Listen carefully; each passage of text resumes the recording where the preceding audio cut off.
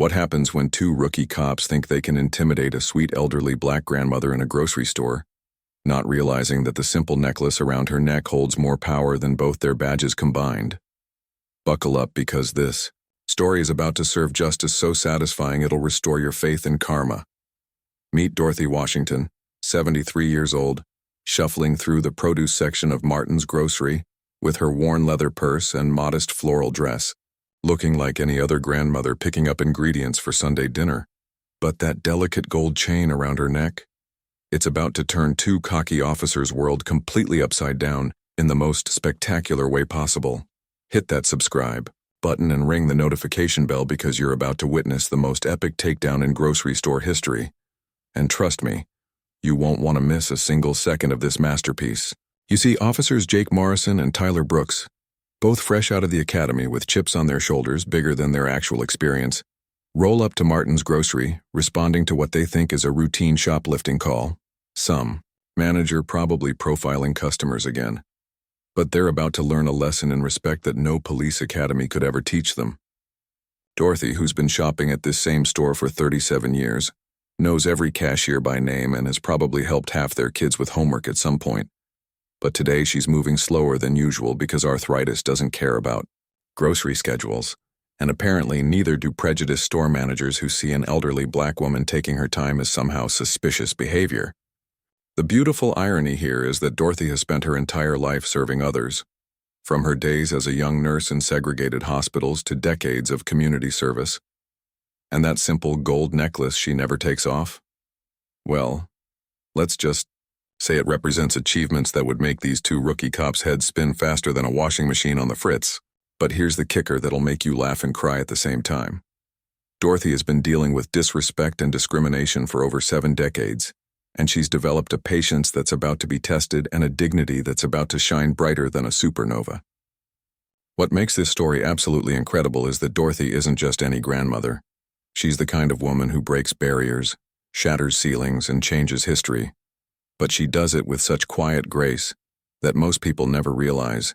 They're in the presence of greatness until it's too late. And today, Officers Morrison and Brooks are about to get a front row seat to a master class in humility. The security cameras are rolling, smartphones are recording, and social media is about to explode.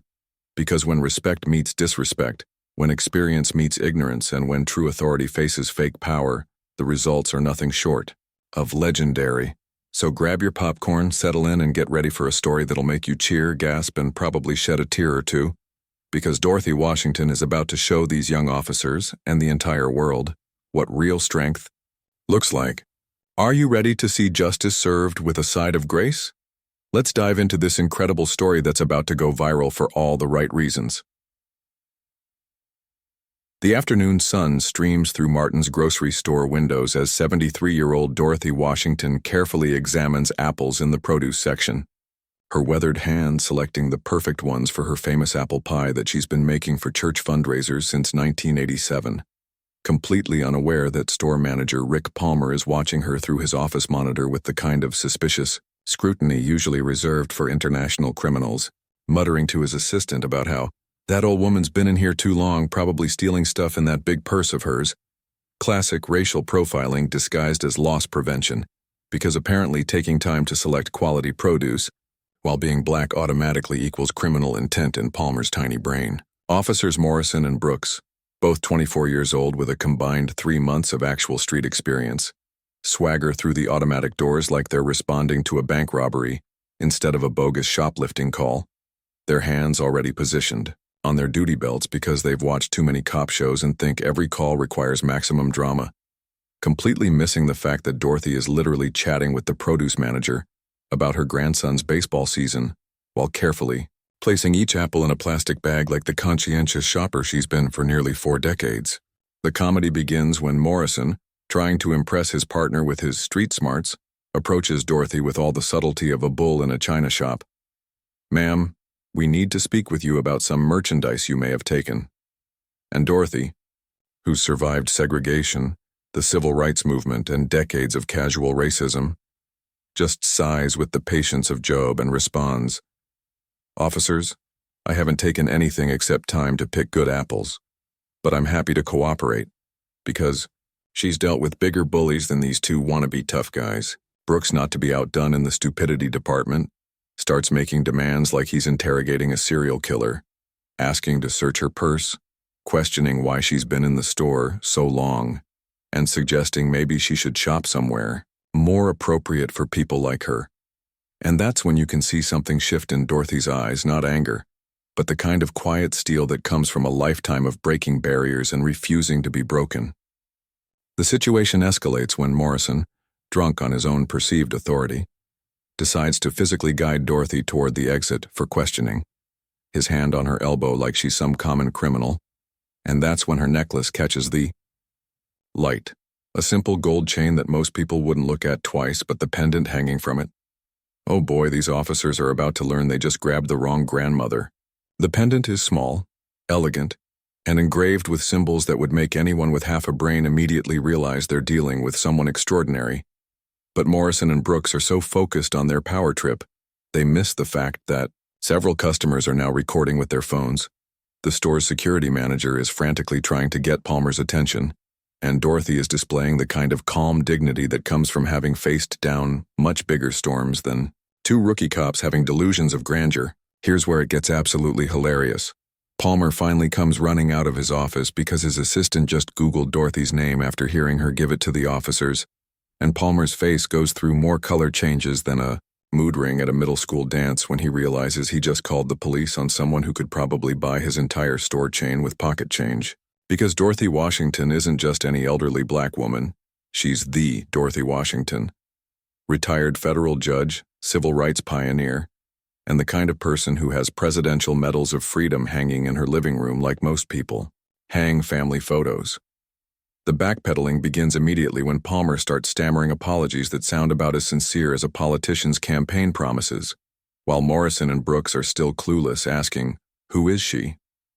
Like they're genuinely confused why everyone suddenly started acting like they're in the presence of royalty.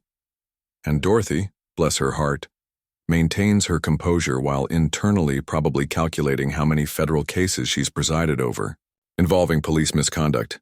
This is where karma delivers a knockout punch so beautiful it belongs in a museum. The store's assistant manager, who actually has functioning brain cells, whispers something to Morrison that makes his face turn whiter than Wonder Bread, because he just learned that he's been manhandling a woman who has literally shaped American law, whose necklace bears the scales of justice not as decoration, but as a symbol of decades spent fighting for equality and serving on the highest courts in the land.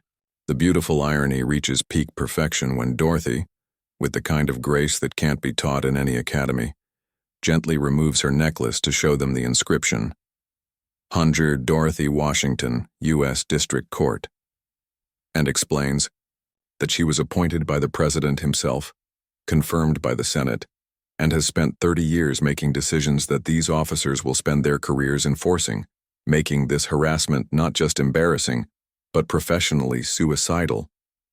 Brooks, finally grasping the magnitude of their mistake, tries to stammer out an apology that sounds like a broken record player. "Your Honor, we had no idea. We were just responding to a call." But Dorothy's response is pure judicial gold. "Officer, respect isn't determined by who someone is, it's how you treat everyone, regardless of their position." And that sentence alone is worth more than any police training manual ever written. The aftermath is so satisfying it should be served with a side of poetic justice. Within hours, the store's security footage goes viral, Palmer gets fired faster than a rocket launch, and Morrison and Brooks find themselves in mandatory sensitivity, training that'll probably last longer than their actual careers, while Dorothy becomes an internet hero, proving once again that dignity and grace will always triumph over ignorance and prejudice, and that sometimes the most powerful person in the room is the one who doesn't need to announce their importance because their character speaks louder than any badge or title ever could. The story concludes with Dorothy finishing her grocery shopping like nothing happened, because when you've broken glass ceilings and changed history, dealing with two rookie cops is just another Tuesday, and her apple pie still needs those perfect apples she was selecting before this whole beautiful mess began, proving that real power lies not in the authority to intimidate, but in the wisdom to educate, the patience to endure, and the grace to forgive those who know not what they do.